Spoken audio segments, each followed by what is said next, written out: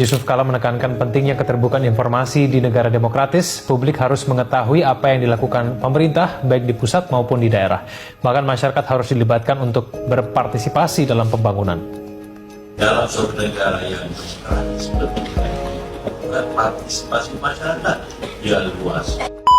Assalamualaikum warahmatullahi wabarakatuh.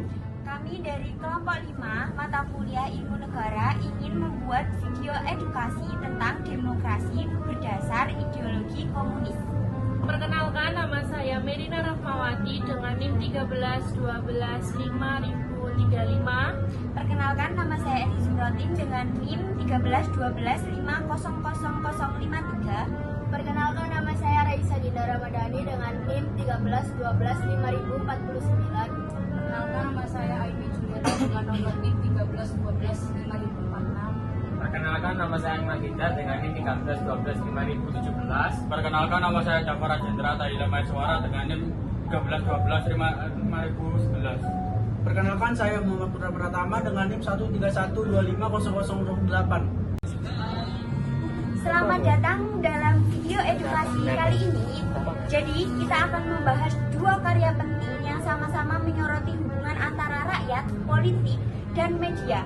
Jadi, buku Menempuh Jalan Rakyat karya D. N. Aidit dan Jurnal Komunikasi Massa dan Demokrasi dalam Arus Sistem Politik karya Puji Laksono. Keduanya memberikan perspektif yang berbeda, namun saling melengkapi tentang bagaimana rakyat dan media massa berperan dalam membangun demokrasi. Jadi, latar sosial politik Indonesia di tahun 1950-an, pada awal 1950-an, rakyat Indonesia menghadapi krisis ekonomi yang dimana pemecatan buruh, kelaparan, serta tekanan imperialisme Amerika.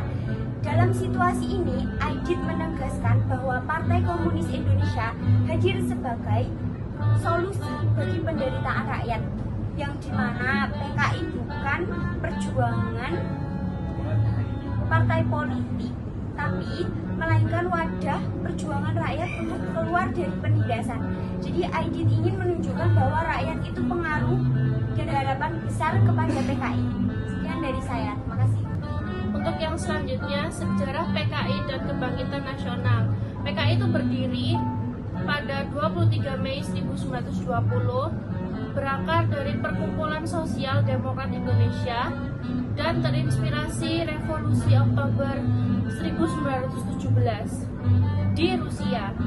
Aidit menekankan bahwa PKI adalah kelanjutan dari Kebangkitan Nasional 1908, namun lebih kuat karena berlandaskan teori revolusioner Marxisme Leninisme. Usia panjang PKI 32 tahun pada saat pidato ini, dan dijadikan simbol ketahanan ideologi dan organisasi dalam menghadapi kolonialisme dan fasisme.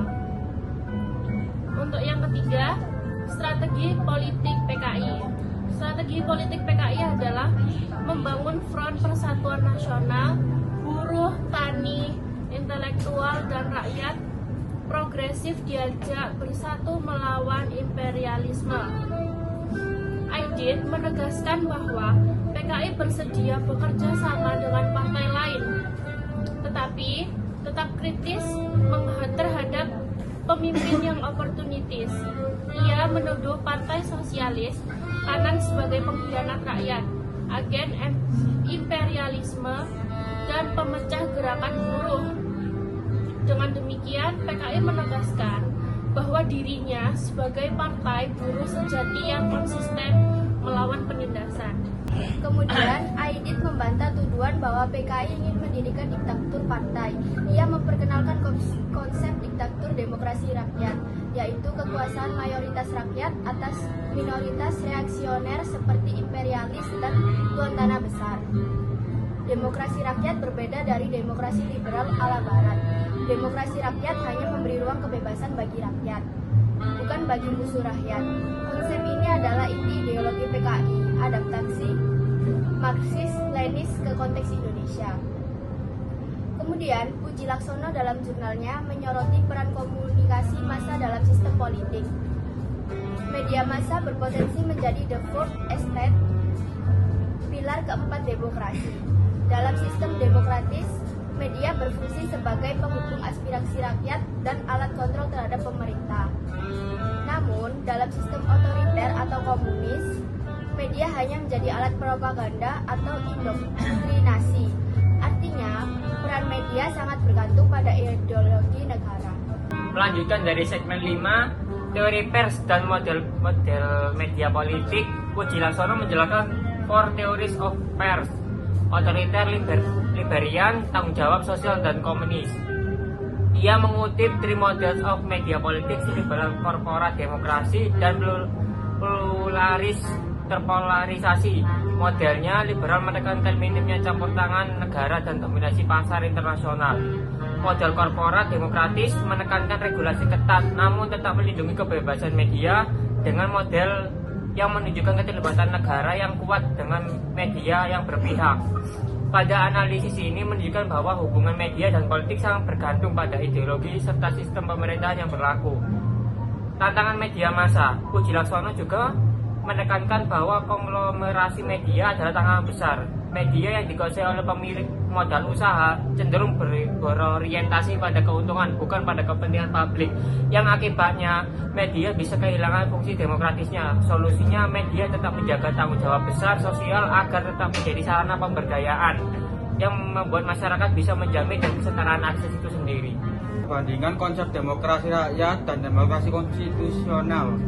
Jika kita bandingkan konsep demokrasi rakyat yang diperjuangkan oleh PKI dengan demokrasi konstitusional yang dijelaskan Puji Laksono, memiliki titik temu sekaligus perbedaan, yaitu demokrasi rakyat menekankan kekuasaan mayoritas rakyat atas minoritas reaksioner, sedangkan demokrasi konstitusional menekankan pembatasan kekuasaan pemerintah melalui konstitusi dan perlindungan hak asasi manusia.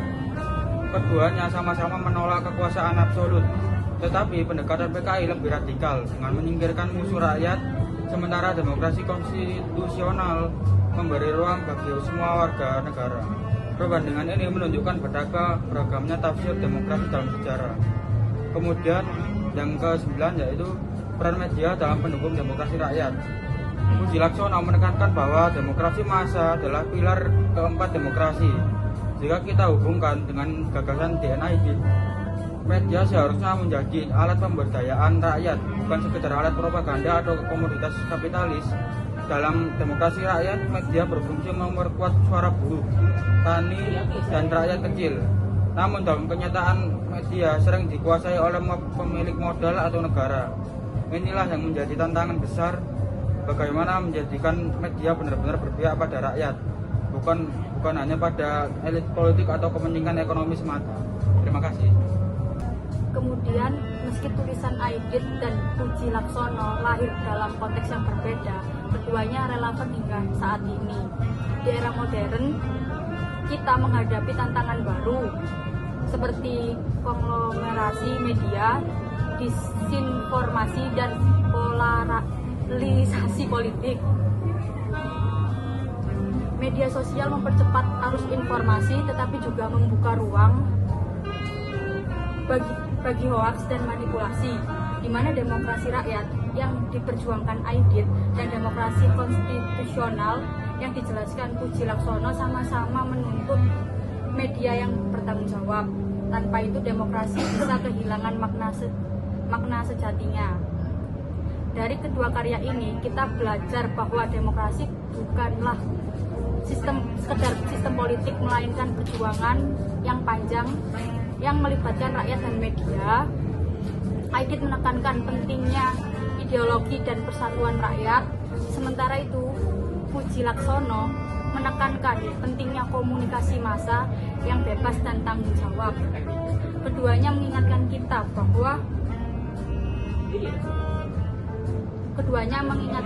bahwa demokrasi sejati hanya bisa terwujud bila rakyat memiliki kekuasaan politik dan media massa tetap berpihak pada kepentingan publik.